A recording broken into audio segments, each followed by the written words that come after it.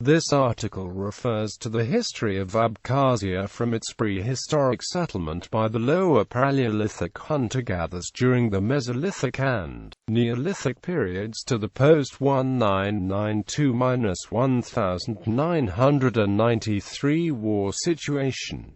Prehistoric settlement. Lower Paleolithic hunting-gathering encampments formed the first known settlements on the territory of modern-day Abkhazia. The earliest examples have been unearthed at the sites of Uyashtva, Gumista, Kelasari, and Ochimchaya. Upper Paleolithic culture settled chiefly the coastline. Mesolithic and Neolithic periods brought larger permanent settlements, and marked the beginning of farming, animal husbandry, and the production of ceramics. The earliest artifacts of megalithic culture appeared in the early 3rd millennium BC and continued into the Bronze Age as the so-called dolmens of Abkhazia, typically consisting of 4 upright mass stones on a capstone, some of them weighing as much as 50 tons. A dolmen from the Essara archaeological site is the best-studied prehistoric monument of this type. The Late Bronze Age saw the development of more advanced bronze implements, and continued into the Iron Age as a part of the Colchian culture, which covered most of what is now western Georgia and part of northeastern Anatolia.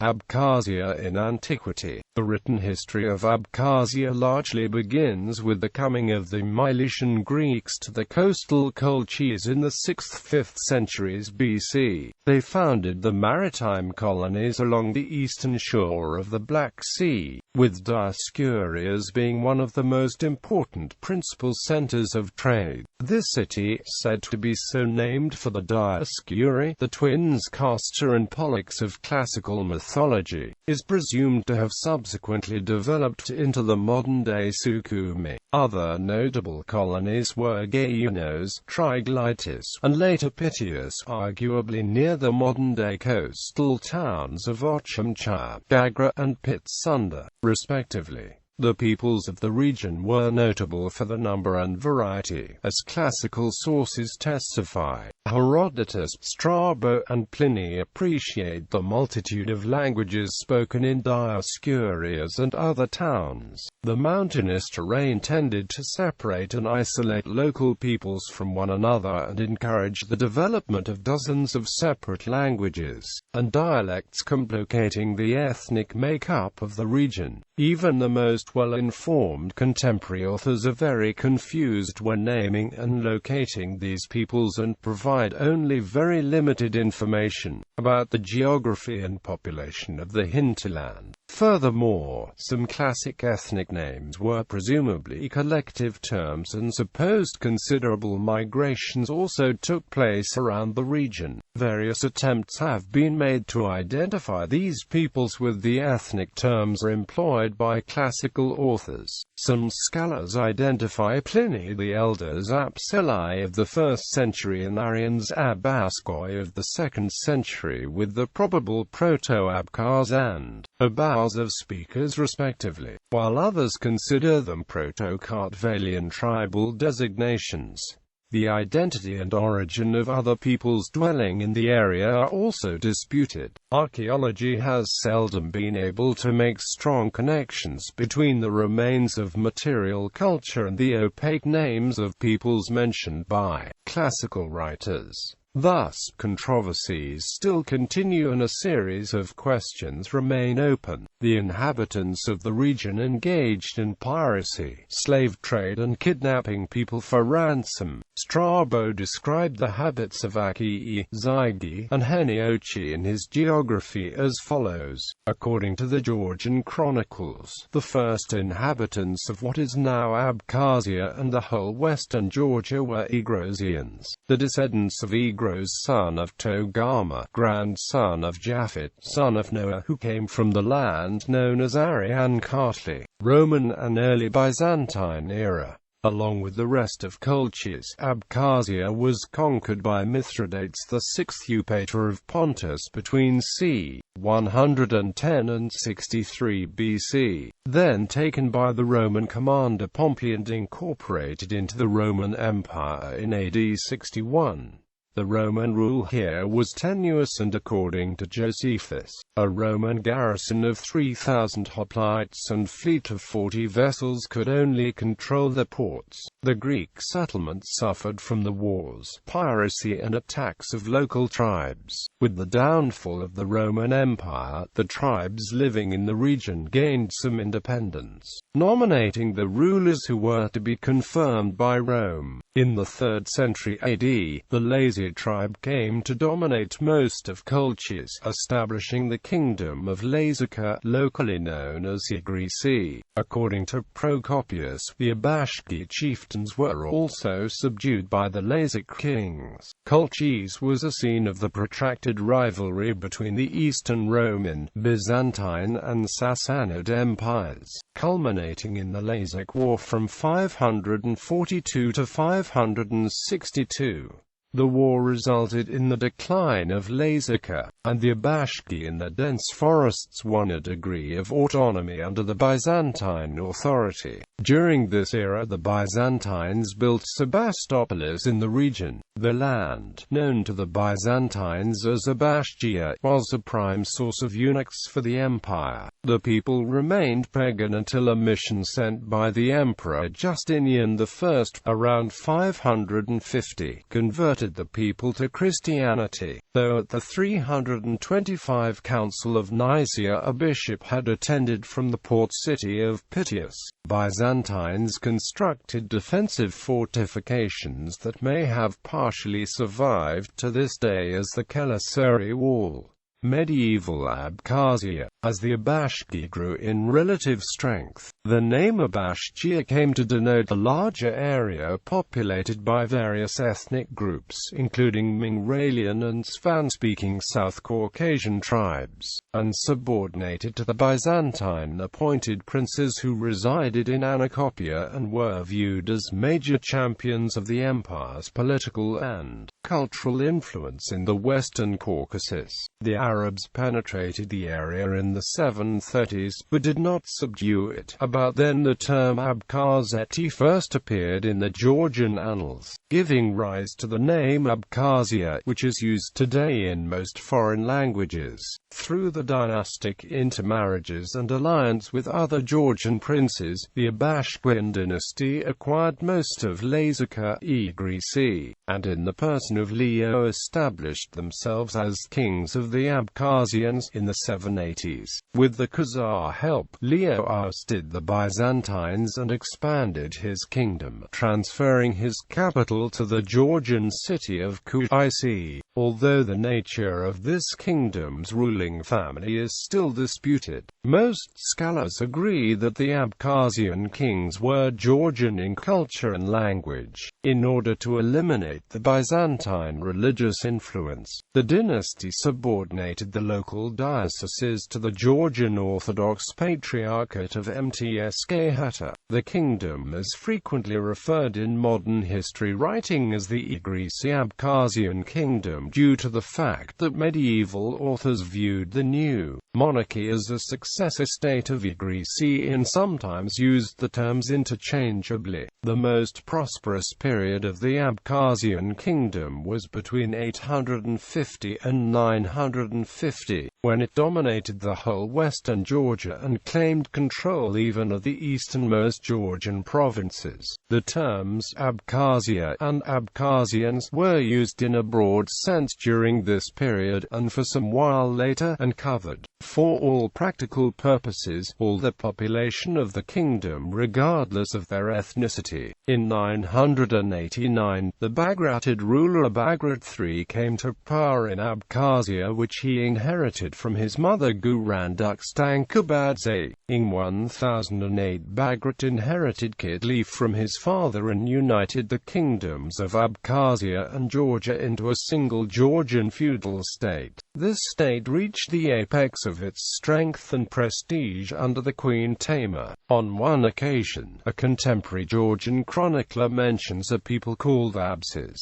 This source explains the sobriquet Lasha of Tamar's son and successor George IV as meaning enlightenment in the language of the Abkhazs. Some modern linguists link this nickname to the modern Abkhaz words Alasha for clear and Alashara for light, identifying the Abkhazs with the possible ancestors of the modern-day Abkhaz, though the exact identity and location of this tribe is unclear. According to the Georgian chronicles, Queen Tamar granted the lordship over part of Abkhazia to the Georgian princely family of Shirvanshidze. According to traditional accounts, they were an offshoot of the Shirvanshahs. The ascendancy of this dynasty in Abkhazia would last until the Russian annexation in the 1860s. The Genoese established the trading factories along the Abkhazian coastline in the 14th century, but they functioned for a short time. The area was relatively spared from the Mongol and Timur's invasions, which terminated Georgia's Golden Age. As a result, the Kingdom of Georgia fragmentized into several independent or semi-independent entities by the late 15th century. The Principality of Abkhazia was one of them, and was formed around 1463.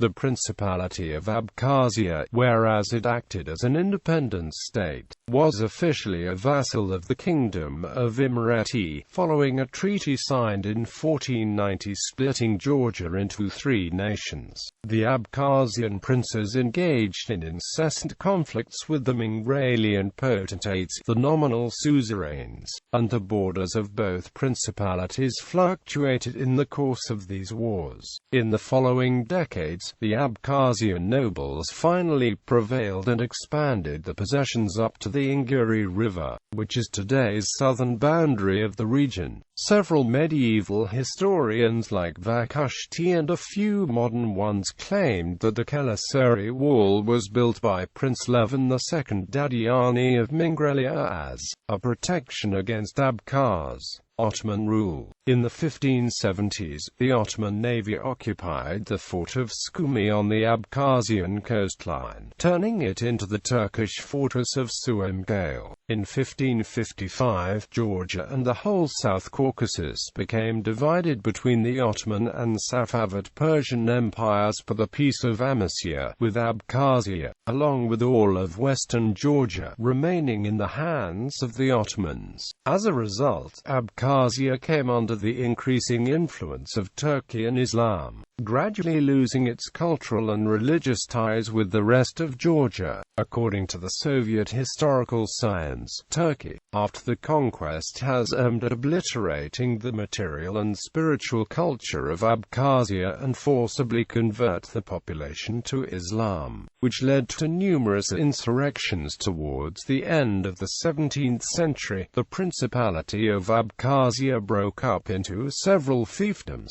depriving many areas of any centralized authority.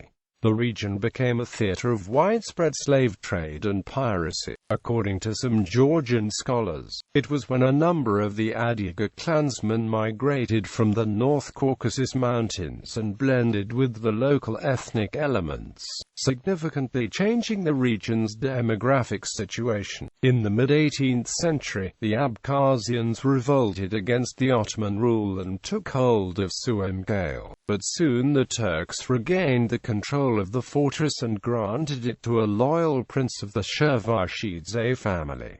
Russian rule. Russia annexed eastern Georgia in 1800 and took over Mingrelia in 1803.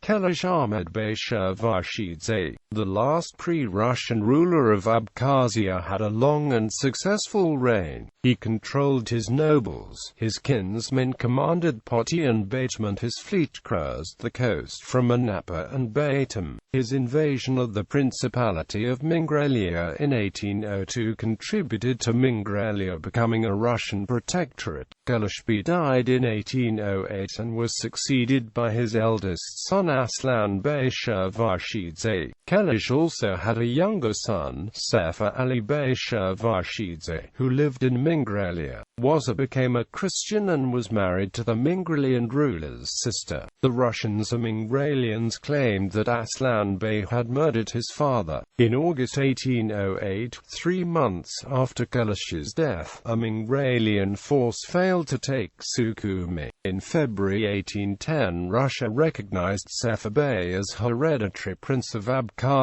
In June of that year, a Russian fleet captured Sukhumi and Aslan Bey fled. Sefer Bey, who ruled until 1821, was unable to control the countryside. Things became disorganized and there were a number of revolts involving Aslan Bey. Initially, the Russian control hardly extended beyond Surim Kale and the Bzyb area, with the rest of the region chiefly dominated by the pro-Turkish Muslim nobility. In a series of conflicts with the Ottoman Empire and the North Caucasian tribes, the Russians acquired possession of the whole Abkhazia in a piecemeal fashion between 1829 and 1842, but the power was not firmly established until 1864, when they managed to abolish the local princely authority. The last prince of Abkhazia, Michael Shah-Varshidze, was exiled to Russia where he soon died. The two ensuing Abkhaz revolts in 1866 and 1877, the former precipitated by the heavy taxation and the latter incited by the landing of the Turkish troops, resulted in the next significant change in the region's demographics. As a result of harsh government reaction, allegedly 60% of the Muslim Abkhaz population, although contemporary census reports were not very trustworthy, became Mahajirs, and emigrated to the Ottoman possessions between 1866 and 1878. In 1881, the number of the Abkhaz in the Russian Empire was estimated at only 20,000. Furthermore, a great deal of the population was forcibly displaced to Turkey, and in 1877 the population of Abkhazia was 78,000, whereas at the end of the same year there were only 46,000 left. Large areas of the region were left uninhabited and many Armenians, Georgians, Russians and others subsequently migrated to Abkhazia, resettling much of the vacated territory. According to Georgian historians, Georgian tribes had populated Abkhazia since the time of the Kolchis Kingdom. According to the census carried out in 1897, Abkhaz constituted 60 to 65% of the Sukhumi district's population, the majority of the rest being Georgian. However, the Encyclopaedia Britannica reported in 1911 that in the Sukhumi district 2/3 of the population were Mingrelian Georgians and 1/3 were Abkhaz. Those Abkhaz who did not convert to Christianity, and who remained in Abkhazia, were declared by the Russian government a refugee population, and deprived of the right to settle in the coastal areas. Meanwhile, in 1870, bound peasants, including slaves, were liberated in Abkhazia as a part of the Russian serfdom reforms. The peasants got between 3 and 8 hectares and had to pay huge redemption payments. Furthermore, according to a contemporary Russian official, peasants were mostly left with rocky mountain slopes and low-lying bogs. The liberation in Abkhazia was more problematic than elsewhere, as it failed to take into account fully the distinction between free, partly free and unfree peasants in the Abkhazian society. This reform triggered the moderate development of capitalism in the region. Tobacco, tea and subtropical crops became more widely grown. Industries began to develop. Health resorts started to be built. A small town of Gagra, acquired by German Prince Peter of Oldenburg, a member of the Russian royal family, turned to a resort of particular tourist interest early in the 1900s. After the abolition of the autocephalous status of the Georgian Church begins the process of Russification and the Abkhaz Church, an attempt to transfer service from Georgian into Slavic. There is also a desire to introduce as an antagonist of the Georgian, Abkhazian identity. Against this trend, actively advocated the advanced Abkhazian society, trying to convince Russian officials that Abkhazia historically, in their culture, religion, etc., is an integral part. Grutzi III. In 1870, in a memo to deputies of the Abkhazian nobility and Samurs and to the chairman of the Tiflis Committee of Caste landed for Prince Svetopluk-Mirsky emphasized that Abkhazia ancient times was part of the former Georgian kingdom. The note provides evidence to support the common historical destiny of the Georgian and Abkhaz peoples, who are, according to the authors, important witnesses accessories Abkhazia to Georgia, and expressed the hope that they are not excluded from the overall family of the Georgian people, to which from time immemorial belonged too. In 1916, the Tbilisi visited Abkhazia, a delegation consisting of Princes Shervashidze Mveri, Inal Ipa, and representatives of the peasantry P. and Chabadze Azakbar and A. Shakbar. On behalf of the Abkhaz people, they petitioned for economic and cultural development of the region and raised the question of the transformation of the Sukhumi district into a separate province. If this is impossible, told delegates, then in any case do not connect it in any other province, except Kutaisi. Equally urgent was the demand of the deputation is not separated from the Exarchate of Georgia Sukhumi bishoprics, which has always been an inseparable part of the Georgian Church. In the Russian Revolution of 1905, most Abkhaz remained largely loyal to the Russian rule, while Georgians tended to oppose it. As a reward for their allegiance, Tsar Nicholas II officially forgave the Abkhaz for their opposition in the 19th century and removed the status of a guilty people in 1907. This split along political divisions led to the rise of mistrust and tensions between the Georgian and Abkhaz communities, which would further deepen in the aftermath of the Russian Revolution of 1917. Abkhazia from 1917 to 1921.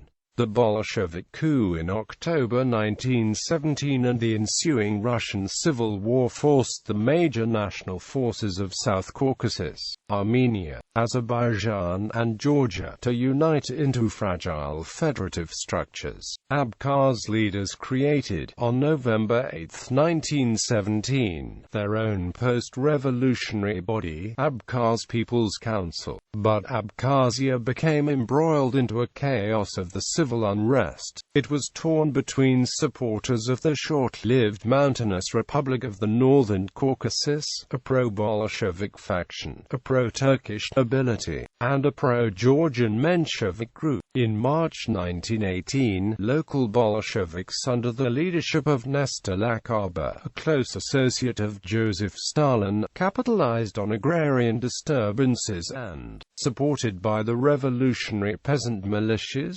Kiraz, won power in Sukhumi in April 1918.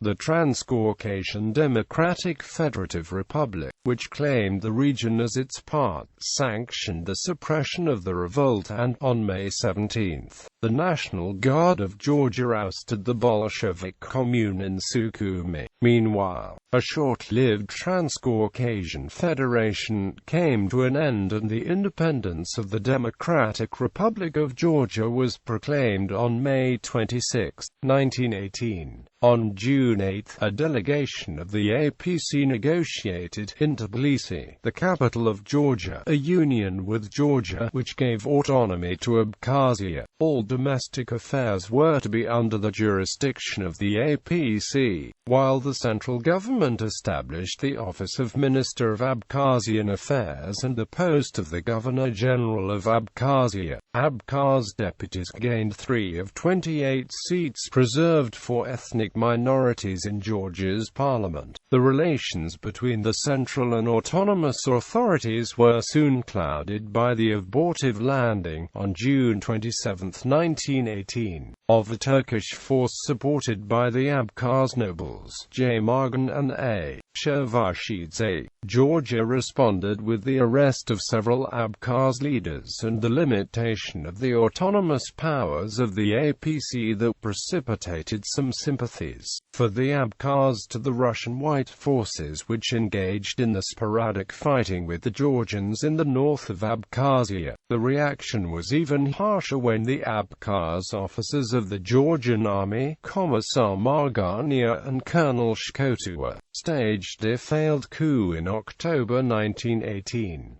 On October 10, the APC was disbanded and Abkhazia's autonomy was abrogated for 6 months. A new Abkhaz People's Council, elected in February 1919, adopted and active Abkhazia's autonomy within the framework of the DRG, which was also supported by the Soviet government. The status was confirmed in the Constitution of Georgia adopted on February 21, 1921, on the eve of the Soviet invasion of Georgia.